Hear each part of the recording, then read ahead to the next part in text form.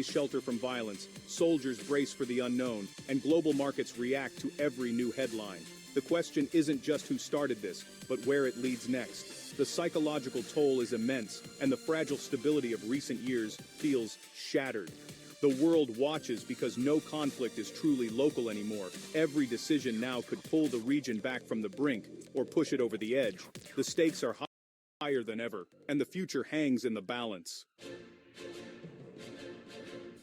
This conflict is fought on two fronts, on the ground and in cyberspace. Cyber attacks cripple infrastructure, blurring the line between soldier and civilian. The US and Europe maneuver militarily and diplomatically, while Russia and China weigh their own interests.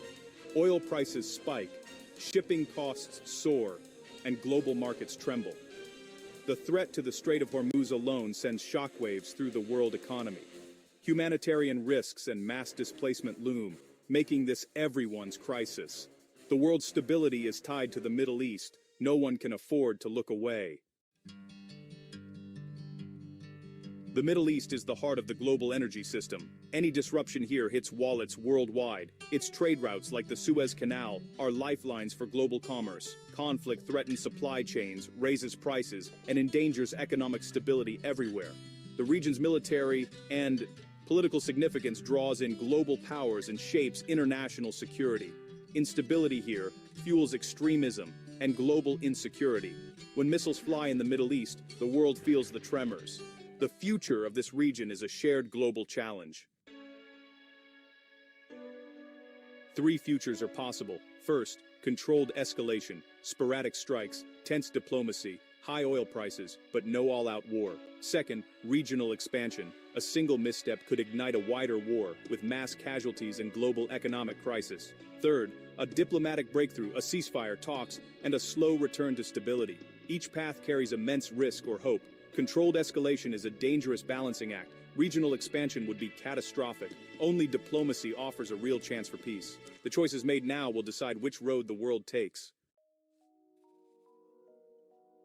Wars end through exhaustion or negotiation, not by accident. When objectives seem unattainable and costs mount, leaders seek a way out. International and domestic pressure can force a reassessment of war aims. Sometimes protests at home end wars more decisively than battles abroad. A diplomatic breakthrough could come quickly, but controlled escalation could drag on for years. The Middle East's history is filled with long, bitter conflicts that end in uneasy truces. Ultimately, war ends when leaders decide the price is too high to pay. The world hopes that moment comes before the scars are too deep. Whatever the outcome, the Middle East will be transformed. Alliances will shift, old partnerships tested, and new ones forged. Security strategies will evolve, with more focus on cyber and air defense. Regional cooperation may grow, but so will military spending. Political change is likely. Some leaders will fall, others will rise. The crisis will force a rethink of global energy and trade routes. Nations will seek resilience and alternatives to reduce dependence on the region. These changes could reshape the global economy and the Middle East's role in it.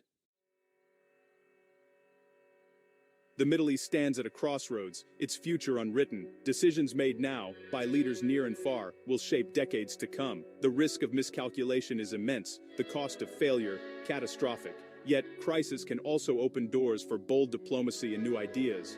The challenge is to seize this moment and build a path away from war.